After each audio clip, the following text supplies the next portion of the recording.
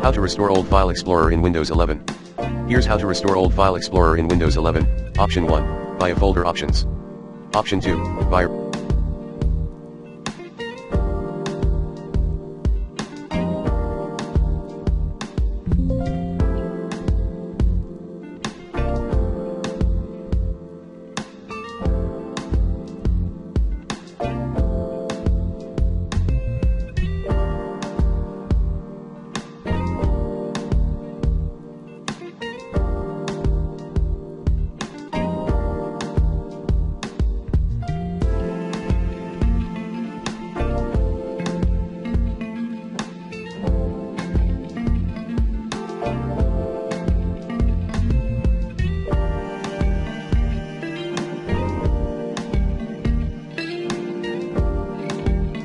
Registry.